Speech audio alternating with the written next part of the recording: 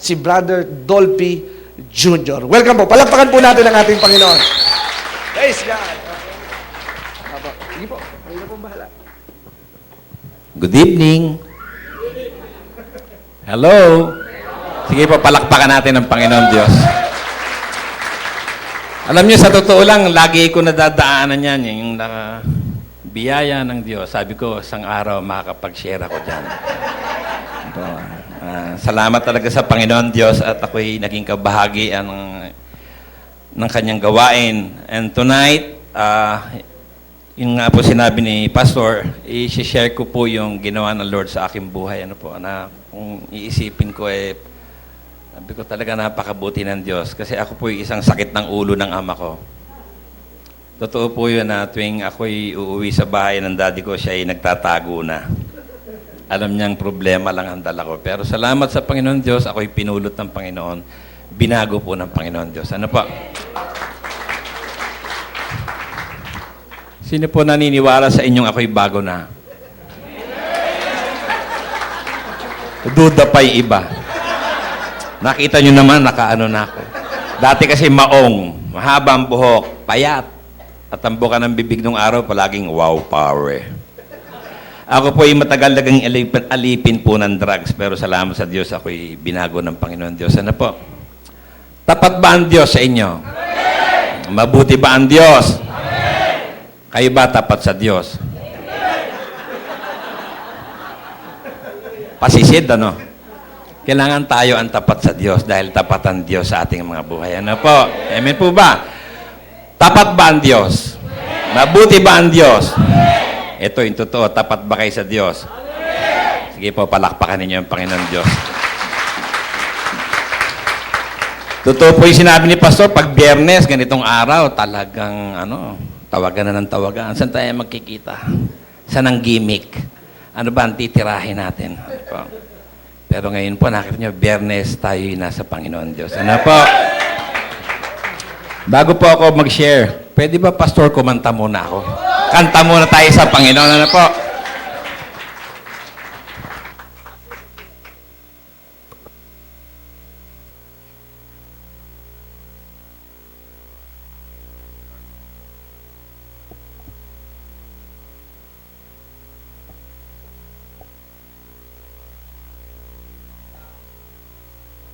Diyan sa baba. Baka mahulog ako.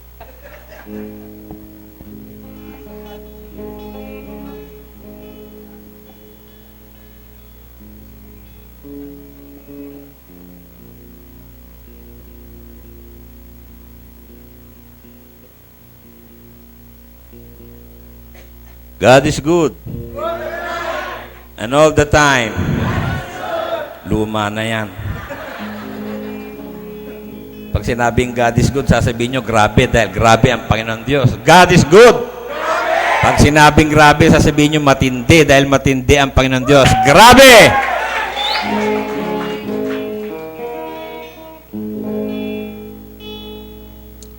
Dalhin muna natin sa Channel 5. Kilala nyo ba si Willie Rebillame? Ano yung dating programa niya? Anong channel yun? Tapos nalipat. Anong labas sa Channel 5? Hindi. Willing Willie. Tama? Tapos ang Willing Willie, ano sumunod? Pag-pray natin si Willie, makabalik sa Lord. Ano po? Pag-pray niya po. Dahil wala namang imposible sa Lord. O si Pacquiao nga, tinawag na. Ano po? Tignan niyo yung kanta niya. Napakaganda Napakaganda ng mga awit niya, pero sabi ko, pwede palang palitan ng mga message nito para maibalik natin sa Panginoon Diyos ang kapurihan. Ano po? Di ba ganito yung kanta niya? Pero nakakalungkot pag kinakanta niya sa Channel 5 to. Miski sa Channel 2 pa noon pag kinanta niya, yung cameraman naman, yung mga cameraman, kino-close up pa yung mga mag-asawa, naghahalikan pa.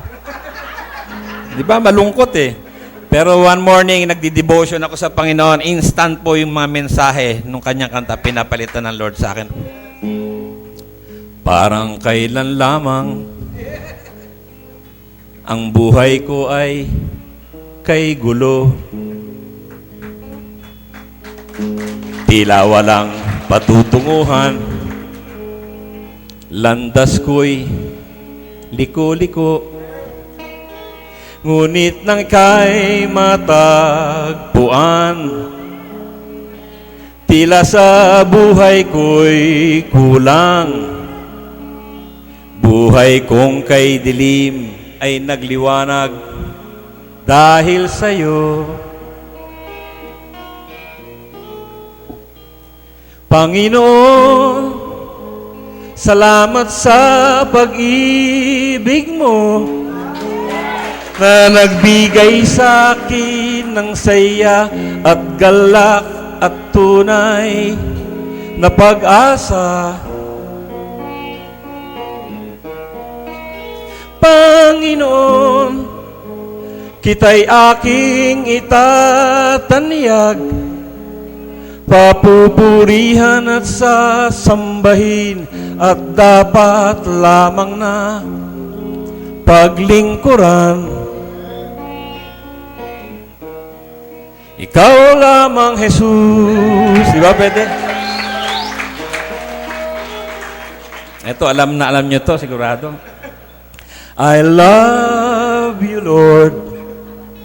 Mahal na mahal kita, aking Panginoon. Dahil sa iyong ginawa dito sa buhay ko, ako'y binago mo. Inibig mong lubos, kaya't ako'y dapat na maglingkod sa iyo. O awit tayo sabay-sabay, ha? I love you, Lord. Mahal na mahal kita, Panginoon. 1, 2, ready? I love you, Lord. Mahal na mahal kita, aking Panginoon. Dahil sa iyong ginawa, dahil sa iyong ginawa dito sa buhay ko, ako'y binago mo. Inibig mong lubos, kaya't ako'y dapat na maglingkod sa iyo. Inibig mong lubos, kaya't ako'y dapat na maglingkod sa iyo.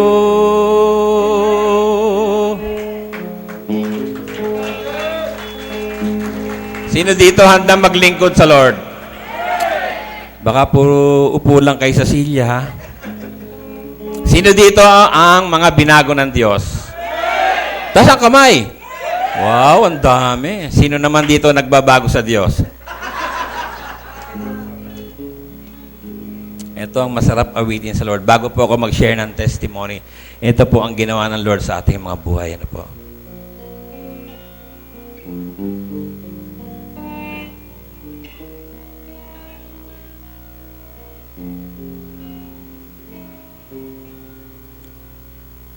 Nung una,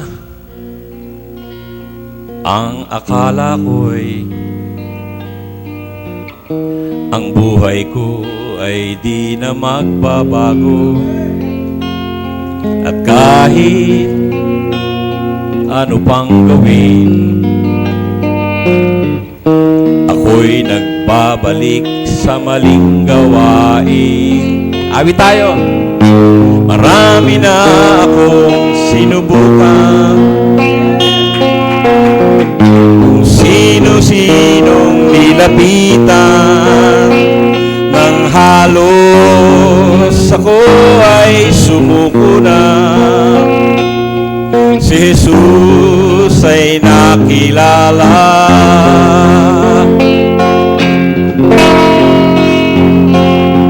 Ang aking buhay ay binago niya, magmula nang ako'y magpasya.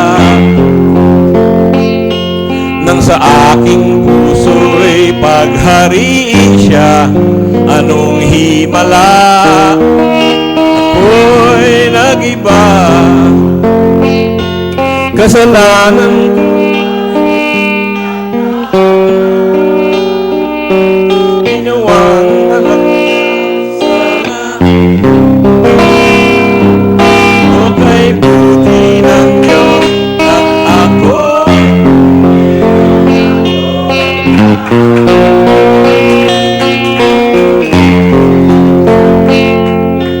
Lumipas ang mga taon, lalong naging tapat ang Panginoon sa aking mga pagkukulang. Siya ang nagtutuwid sa aking daan. Kung iisipin mo lamang, sa kahapon ko'y siya ang kulang. Sa lahat ng aking kailangan, higit siya sa sino pa man. Tumayo nga kayo lahat. Amin tayo. Ang aking buhay ay binago niya. At mula na ako'y magpasya, nang sa aking puso'y paghariin siya. Anong himala ako'y nagiba,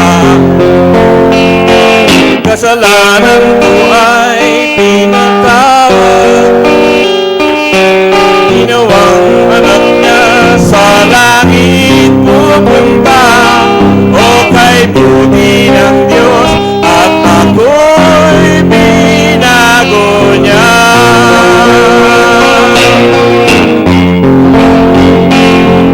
Kasalanan ko ay pinatawad. Ginawang anak niya sa langit pupunta, o kay buti ng Diyos at ako'y binago niya.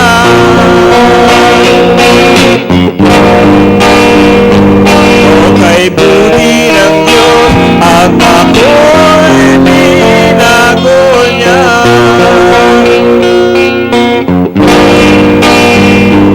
O kay buti ng Diyos at ako'y binago niya. Ako'y binago niya.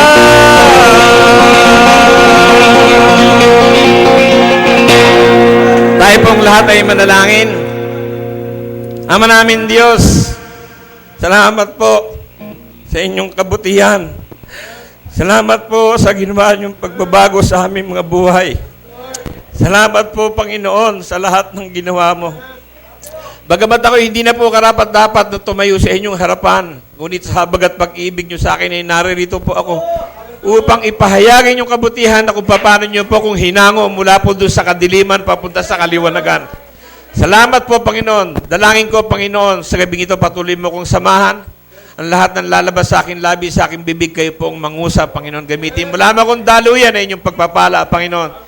At dalangin ko, Panginoon, sa lahat po ng naririto sa bulwagang ito, Panginoon, nawa po kung paano ko kayong naranasan, ay maranasan kayo ng bawat isa. Kung paano mo akong binago, Lord, baguhin mo ang buhay ng bawat isa. Kung paano mo akong ginamit, Panginoon, gamitin mo rin ang bawat isa, Panginoon. Maging doon sa may mga pangangailangan sa lugar na ito, Lord, alam mo, Lord, ng needs ng bawat isa. Kayo rin po mag-provide ng needs ng bawat isa. At maging sa lahat ng may karamdaman, Panginoon, pagalingin mo po sila, Panginoon. Amin po itinatagubilin sa inyo ang kabuuan ng gawain ito at maingat pong ibinabalik namin sa inyo ang lahat ng pinakamataas na papuri at pasalamat sa pangalan ng Panginoong Hesus. Amen, amen. Sige po, makakaupo na po kayo.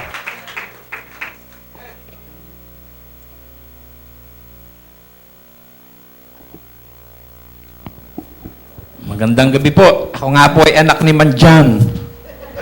Sino po nakakilala sa inyo kay Dolphy? Dami. Kay Jesus Christ, sino nakakilala sa inyo? Hindi, pag si Jesus ang tinatanong, tinataas ang dalawang kamay. Taas ang dalawang kamay, suko na tayo. Palakpakan ninyo ang Panginoon. Mamaya nyo, si Piolo Pascual na nandyan, tumatalong pa kayo. Isa lang po ang star ng buhay natin. Si Jesus lang ang star ng buhay natin. Ako po ay pangatlo sa anak ni Dolphy. Kami po ay 6 na magkakapatid. Ang eldest po namin si Boy 1. Siya po yung tatay ni Boy 2. Si Sally, pangalawa, pangatlo ako. Then si Freddy, si Edgar, youngest po namin si Rolly.